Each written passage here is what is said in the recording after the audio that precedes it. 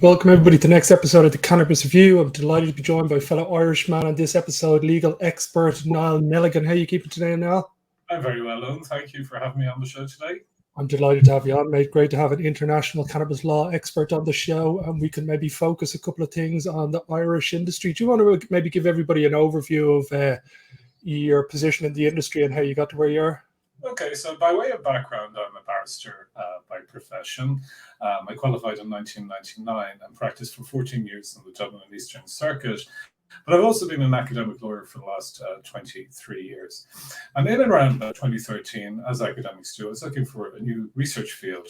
And the area of drug policy, regulation, and law reform immediately kind of sprung to mind and piqued my interest. And I suppose what kind of entered me into the industry, I suppose, like many lawyers, was being in court one day and seeing a young man being prosecuted for possession of a small amount of cannabis. In this case, it was about €22. And I remember looking at the judge and looking at the other lawyers in the court and kind of feeling a certain amount of unease about this. And so the question kind of piqued in my mind, why is cannabis prohibited? And that really started a journey which coincided, I suppose, with the movement in the United States, principally in Washington and Colorado, by way of popular ballot initiatives to regulate cannabis for adult use. So when I started with this question of why, I went back to the origins, and I discovered that cannabis has been subject to international controls really since the Second Opium Convention in 1925 under the League of Nations. And the curious thing about it was that cannabis was not, in fact, on the agenda, as the title of the actual convention was opium. But there was a dispute between the United States and the United Kingdom over opium controls. And it was into this kind of gap that this Islamic fundamentalist and Egyptian diplomat by the name of Muhammad al-Gwindi sort of put Indian hemp on the agenda. And he was coming from that, I suppose, Islamic point of view of any intoxicant is bad, particularly the use of hashish in Egypt. But there was also an ulterior motive because Indian hemp, of course, was a major competitor to Egypt's cash crop, which was, of course, cotton. So by kind of exploiting this dispute between the United States and Britain, cannabis ended up being subject to international controls. And by virtue of that, the United Kingdom introduced the Dangerous Drugs Act of 1928. The British Medical Association were dead against it. And by extension in Ireland in 1934. Now, then we move to the United States and we see how it really is an enterprising bureaucrat by the name of Harry Anslinger, who works at the Federal Bureau of Narcotics, and he's seeking to effectively build an empire for himself in the area of drug control. And he seizes upon the use of marijuana, a term that is popularly used in the United States among, I suppose, Mexicans at the time and African Americans in Louisiana. And Anslinger was a racist, there's no doubt about that. And by using marijuana to kind of platform himself, he built this empire of drug control and prolonged his career, which really went up until the 1960s. And he was one of the primary architects of international cannabis prohibition, most notably the Single Narcotics Drugs Convention. And of course, by virtue of that, the United States weighed in behind it. The Nixon administration introducing the Controlled Substances Act 1971. And again, as part of their policy, in other words, good politics but bad policy, they really seized upon the likes of LSD, the psychedelics, and cannabis in particular, as a political stick to, I suppose, beat their opponents. And we see the war on drugs kicking off in the 1970s and then being reiterated by the Reagan administration.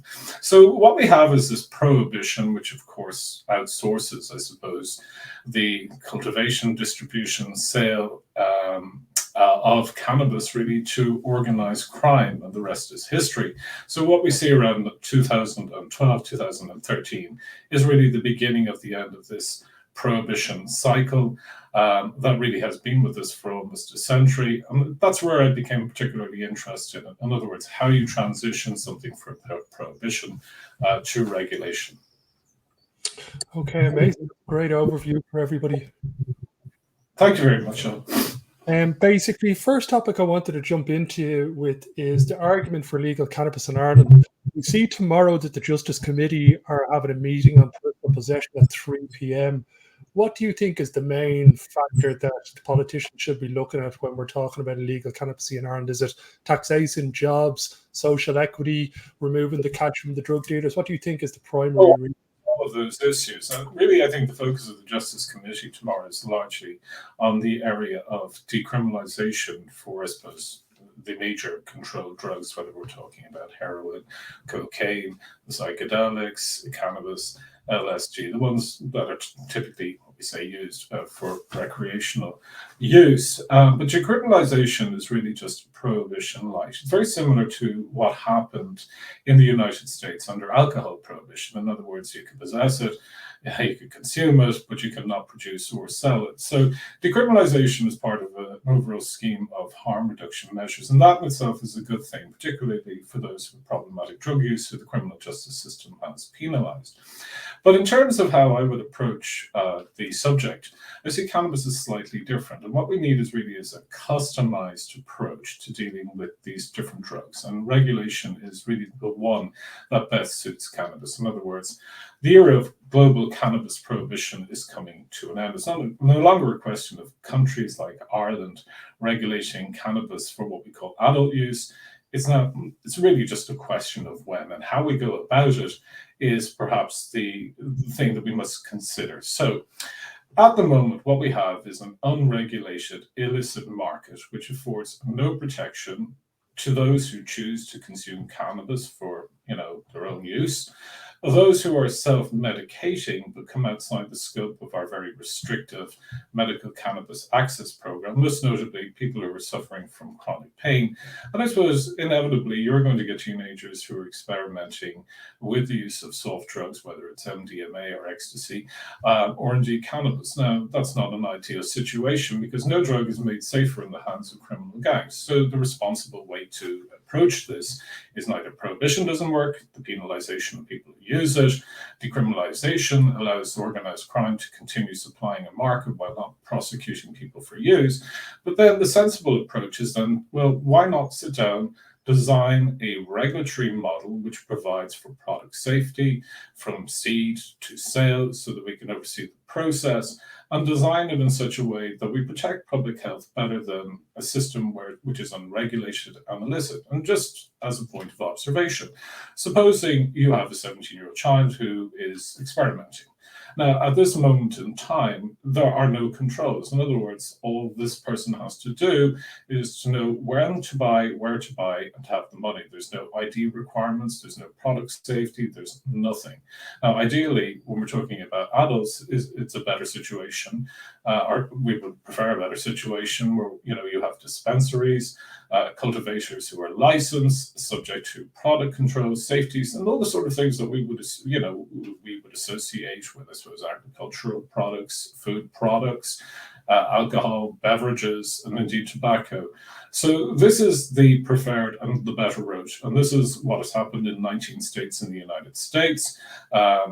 And increasingly more countries, starting with Uruguay in 2013, Canada in 2018, South Africa, Georgia, Mexico coming on stream, Malta in 2021, and obviously in the next year and a half, Germany, the largest country in the European Union. And this is where the domino effect kicks in. In other words, we will then see other countries in the European Union. Most likely we're looking at Luxembourg, we're looking at Belgium. The Netherlands has moved towards a licensing system in terms of cultivation. They had a decriminalized model since 1976. And again, the problems with decriminalization were obvious there.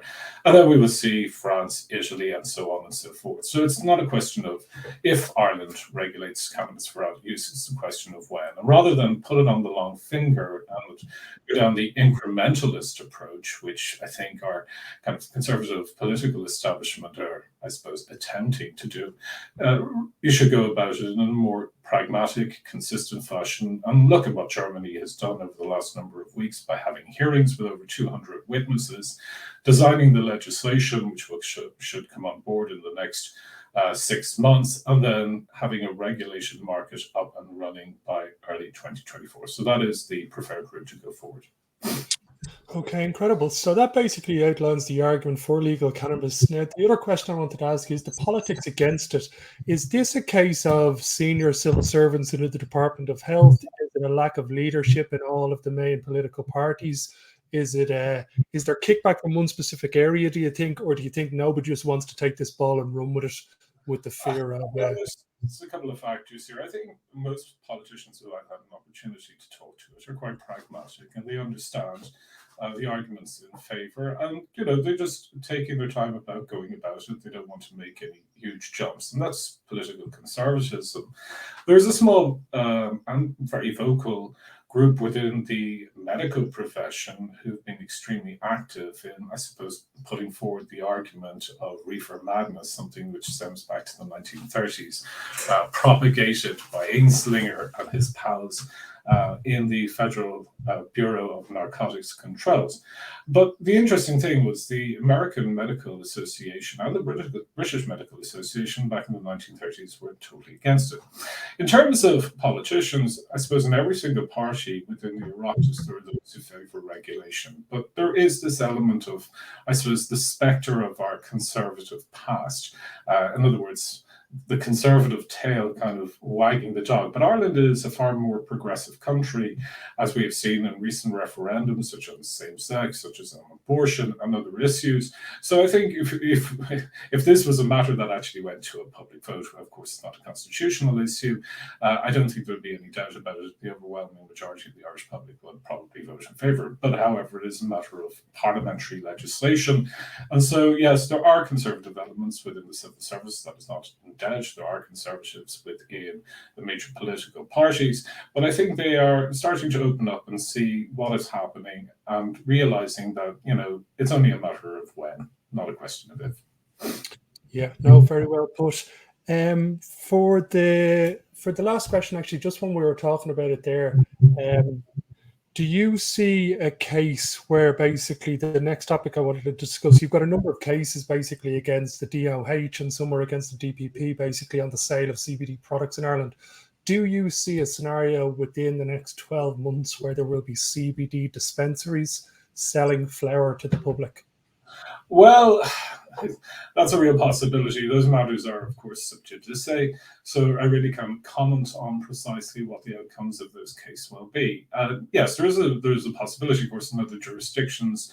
You see this in Greece, for example. You see it in the Netherlands. You see it in Germany, etc. So, again, you can make the extension that this will happen. There is, of course, challenges for, I suppose, policing, because sometimes it is difficult to make a distinction between raw hemp flower and, of course, cannabis, the high THC components. So it's a slow process, and maybe there is an argument that really we should have legislation governing CBD to begin with, but I don't see any impetus from any of the governing parties at the moment. But that's something that can be put out there.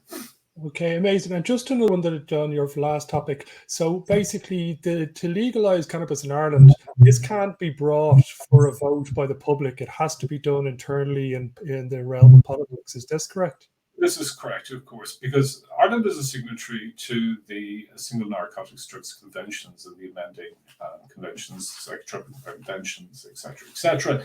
But our law governing drugs controls is the Misuse of Drugs Act 1977, which is effectively a copy, largely, of the 1971 Act in the United Kingdom. So it is exclusively a matter for the Oireachtas to legislate for it.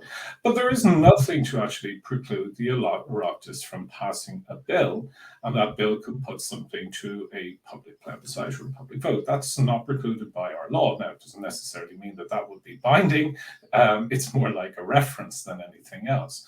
So, but I don't see that happening, because parliamentarians don't tend to like to give away their sole power. And the sole power of the Oireachtas is, of course, to make law. The executive is, of course, to implement that law, etc.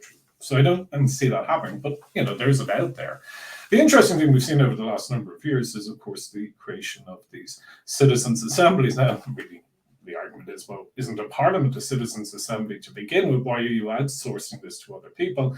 But this is a very popular model at the moment. And really, I think they've kind of kicked the can down a little bit to next year. So there is an assembly that will listen to the whole issues about decriminalisation, etc. And I really think that cannabis regulation should form part of that, and bringing in the experts from the likes of CANRA, who is, of course, the regulatory body in the likes of the United States, where these are the people who are civil servants who deal with it on a day-to-day basis in the regulated states. They have phenomenal expertise, and they can tell you the mistakes that were made initially, the successes, and the way forward to making this work. In other words, regulation takes time. And the object of regulation, of course, is twofold.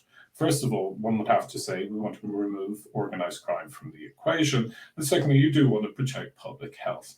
At the moment, we have the worst of all worlds. We have this prohibition that doesn't work, and this fuels organised crime, and no drug is made safer to the public. And therefore, all the kind of extreme sort of things that can happen with any bad product in the market happens under prohibition. So regulation is the route forward. Okay, brilliant. The last thing before I let you go is, can you explain to everybody what the INCBA is and the great role that they have in the industry?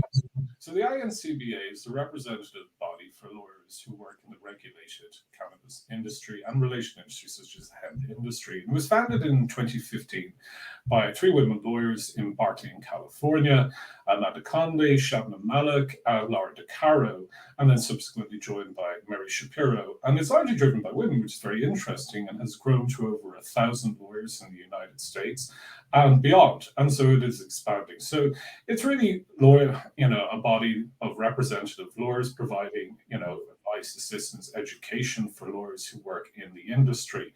And that's very important because as the industry grows in the regulated markets, whether it's for adult use, whether it's for medical use, whether it's industrial hemp and the related products that come with this, you need experienced lawyers who know this area. Really, when you mention cannabis law to people, they sort of look at you kind of strangely, particularly in our own profession, but then you have to remind them that this is black letter law. We're dealing with everything from international law, European law, medical law, pharmaceutical law, drug policy, regulation, licensing, transactions, product liability, mergers and acquisitions, and so on and so forth. So this is why you need experienced lawyers, and this is why the INCBA exists, to provide, the education, the resources for those who are in the area, and obviously to develop academic programs in the colleges and universities. And they're already largely in existence in the United States, in Harvard and Yale, and many of the Ivy League schools, Northwestern, Vanderbilt, and Rutgers, etc. So my job is kind of to assist that process in developing academic programs in the United States and in Europe, but also as a member of the International Committee.